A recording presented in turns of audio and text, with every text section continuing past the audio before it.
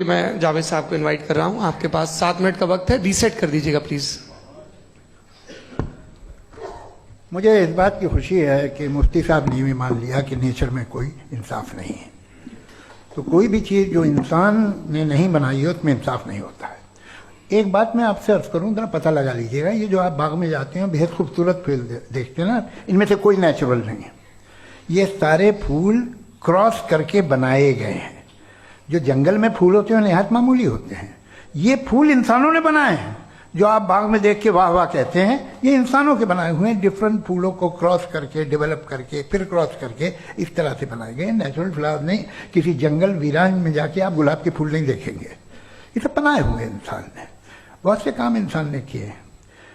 बाकी है कि आपने मेरी एक बात का जवाब नहीं दिया, जिससे मुझे शिकायत है कि फेथ क्या है और आप फेथ मांगते क्यों हैं मुझसे। आप तो लॉजिकल हैं, आपके पास तो सारे रैशनल्स हैं, आपके पास सारे सबूत हैं, तो आपको फेथ की डिमांड क्यों करते हैं कि भाई तुम सरेंडर कर दो और सवाल मत करो। कोई मजहब सारे सवाल करने की इजाजत नहीं देता है और मना करता है कि ज्यादा सवाल ना करो, बह जाओगे तुम। आप क्यों रोकते हैं? हकीकत यह है कि इंसानी तारीख क्या है। इंसानी तारीख ये है कि दुनिया में 2 तरह के लोग हुए हैं। एक वो जिन्होंने अपनी लाइल्मी की परस्तिश की है, दूसरे वो जिन्होंने अपनी इग्नोरेंस या लाइल्मी से झगड़ा किया है और मालूम किया है कि क्या है। ये जो आप कह रहे हैं, आज आप हैरान हैं कि भाई ये यूनिवर्स कैसे बनी। लोग हैरान थे कि सूरज डूबता है तो इधर से कैसे निकलता है। और आप एक कदम जाके हमेशा का मानने को तैयार है, एक कदम पीछे ही मान जाइए। भाई आप इसके बाद जाते हो, कहते सवाल ना करना कि ये कहां से आया, ये पावर तो हमेशा से हमेशा रहेगी। तो आप यूनिवर्स के बारे में मानने में क्या तकलीफ है? एक कदम पहले रुक जाइए। ये हमेशा से थी या नहीं थी हमें मालूम नहीं है। और ये कहना कि हमें मालूम नहीं है, कमाल ये है कि दुनिया के सारे मजहब सब जानते हैं ये दुनिया कैसे बनी थी, कैसे मिटेगी, मरने के बाद क्या होगा, इनको सब इल्म है। इनको किसी को डायनासोर होते थे पहले ये नहीं पता था, किसी को नहीं पता। किसी भी दुनिया की मजहबी किताब में डायनासोर का जिक्र नहीं है। लेकिन बाकी सब बातें, how to make universe in 4 easy lessons and बाकी सब पता है। जिसको सब पता है वो गड़बड़ है। हम में ये इंकिसार, ये ह्यूमिलिटी होनी चाहिए कि हम ये कहें कि हमें ये बहुत सारी बातें नहीं मालूम, लेकिन हम उनकी परस्तिश ना करें, अपनी लाइल्मी को की परस्तिश ना करें, हम उसे पता लगाने की कोशिश करें। जिस दुनिया में आप बैठे हैं सर, ये हॉल जो है, ये इलेक्ट्रिसिटी जो है, ये माइक जो है, जिस हवाई जहाज से आप आए थे, वो जिस कार से आप यहाँ आए हैं, ये सब उन लोगों की बनाई हुई है जिन्होंने सवाल किए थे। ये दुनिया जिसमें आप आज आराम से हैं, ये उन लोगों की बनाई है कि जिन्होंने सवाल किए थे। और हर स्टेज पे इन सवालों को मकरूह कहा गया था, गलत कहा गया था। आप जरा तारीख पढ़िए, एक बड़ी दिलचस्प किताब है बर्ट्रैंड रसेल की, जिसमें उसने रिलीजन एंड साइंस कि कब से रिलीजन जो है साइंस के अगेंस्ट है। और हद तो यह है कि भाप के इंजन के खिलाफ थे, स्टीम इंजन के भी खिलाफ थे, और फतवे हुए उन पे, वेटिकन ने दिए। तो ये हमेशा, अभी जैसे ही ये राइट विंगर आते हैं अमेरिका में पावर में, तो वो जो अपना ये क्या बोलते हैं उसे, सीड क्या बोल रहे, सीड क्या जो, हाँ नहीं सीड जो होते हैं जिन पे जी, नहीं भाई, वो जो ह्यूमन बॉडी के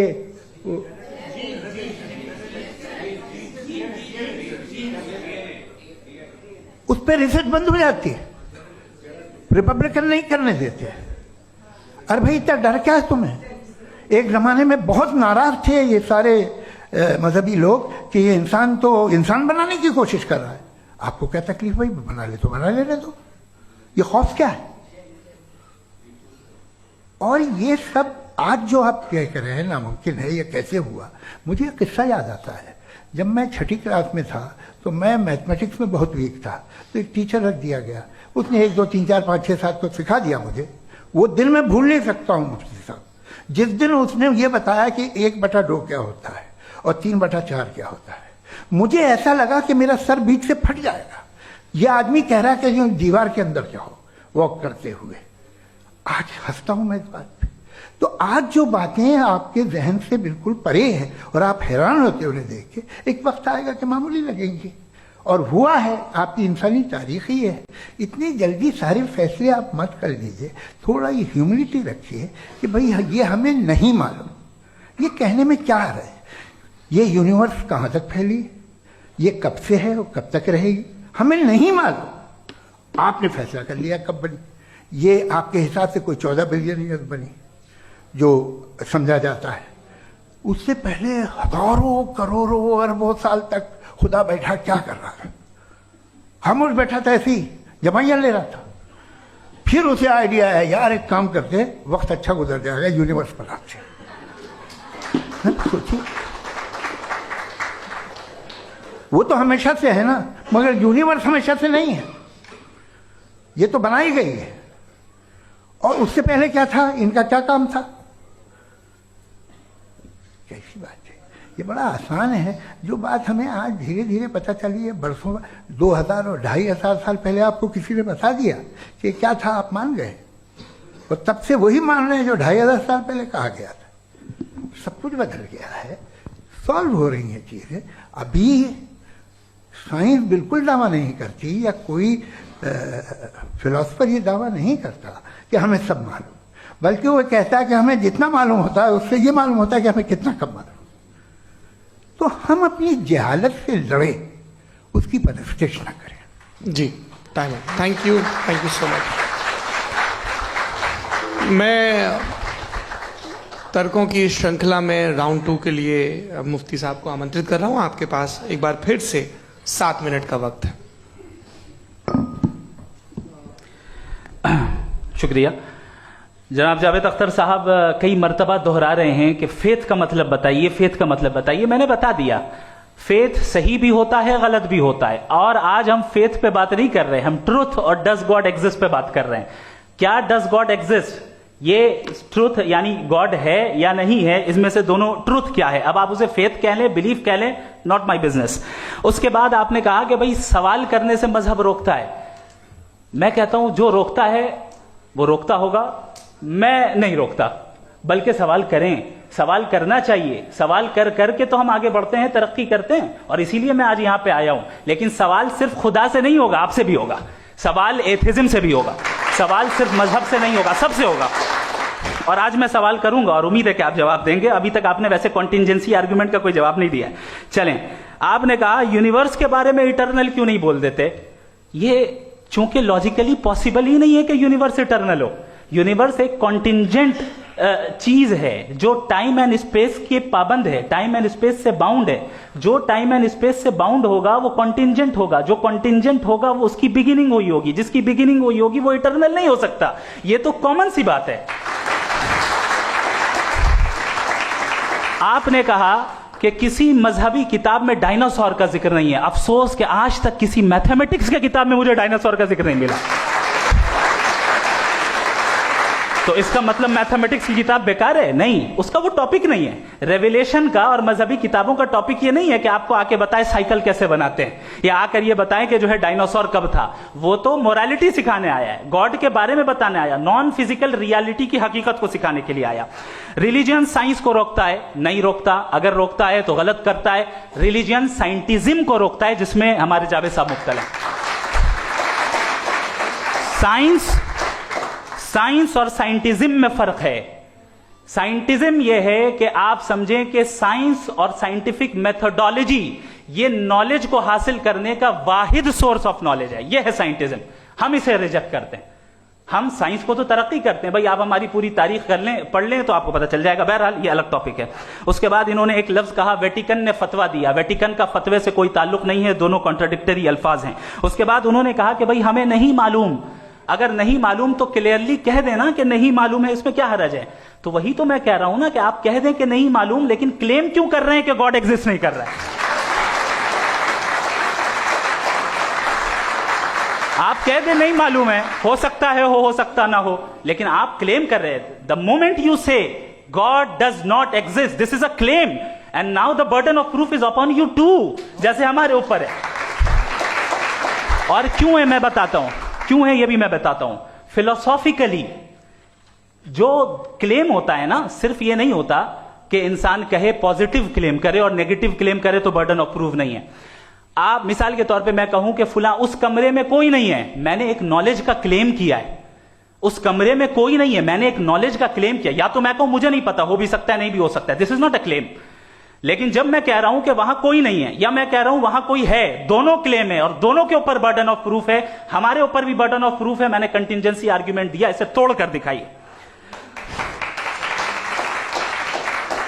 आखिरी चीज, इन्होंने कहा कि खुदा दुनिया बनाने से पहले 150 साल पहले या करोड़ों साल पहले क्या कर रहा था। अरे हजरत,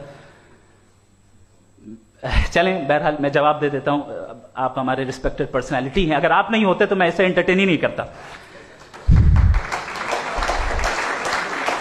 टाइम, ये 100 साल पहले या 100 साल बाद, पहले बाद में अभी, ये वो अल्फाज हैं जिनका ताल्लुक टाइम से है।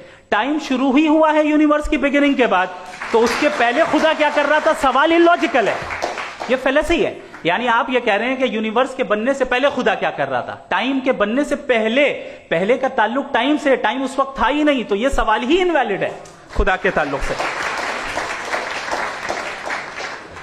दूसरी चीज, आर्ग्यूमेंट ऑफ कंटिजेंसी जो मैंने आपके सामने पेश की है, आपने बार बार ये प्रूफ किया और ये कह रहे हैं कि गॉड ऑफ गैप्स। देखिए पहले नहीं मालूम था, साइंस ने कर दिया। सिंपल्स की मिसाल से मैं समझा देता हूं। जिस गैप्स की आप बात कर रहे हैं ना, साइंस उन गैप्स को जिन चीज के जरिए भी प्रूव करेगा वो कॉन्टिंजेंट ही होगा, अब चाहे वो फोर्स हो, मैटर हो या एनर्जी हो। लिहाजा सवाल हमारा उस वक्त भी वैलिड होगा जब तक कि आप नेसेसरी बीइंग पे ना आ जाएं, और इन्फिनिट रिगरेस पॉसिबल नहीं है of causes in practical world, तो जाहिर है कहीं रुकना पड़ेगा, जहां रुकेंगे वही खुदा है। दूसरी चीज, आपने ये क्या कह रहा था मैं, किस पॉइंट को? What? Oh no, after that. Just now. हाँ, जहां रुकेंगे वही खुदा है। बहरहाल, तो टाइम का जिक्र हो गया, गॉड ऑफ गैप, सॉरी, या इसकी एक मिसाल आप ले लें। एक कार है, एक साहब ने देखा कि भाई कार जो है उसके व्हील्स कितने अच्छे लगे हुए हैं सही जगह पे, स्टीयरिंग जो है कितने अच्छे जगह पे लगी हुई है, और सीट्स कितने वेल डिजाइंड है, कितनी प्रिसाइजली ये कार काम कर रही है, तो जरूर कोई ना कोई इसे क्रिएट किया है, किसी ने क्रिएट किया है। अब जावेद साहब आए और कह रहे जनाब बोनेट खोलिए, इसमें इंजन है, इंजन इस कार को चला रहा है, hence prove no one has created the car. This is illogical, this is irrational. आपने इंजन के जरिए उस गैप को तो साबित किया, लेकिन क्या उससे कार की जो क्रिएशन है और उसका जो क्रिएटर है ये इम्पॉसिबल हो जाए, ऐसा पॉसिबल है? उसका सवाल खत्म हो जाए, ऐसा पॉसिबल है? नहीं। आपने गैप्स को फिल करके, कॉन्टिंजेंट चीजों से गैप्स को फिल करके हमारे ऑब्जर्वेशन को और ब्रॉड कर दिया।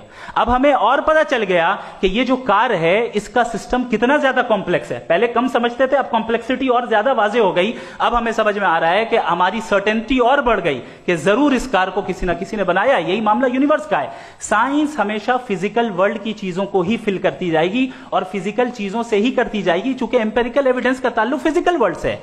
आप साइंस के जरिए मेटाफिजिकल रियलिटी को कभी साबित नहीं कर सकते। ये रॉन्ग टूल का इस्तेमाल करना है। ये वही काम है कि आप मेटल डिटेक्टर से प्लास्टिक डिटेक्टर करने चलें, जो कि जाहिर है सही नहीं है। Thank you.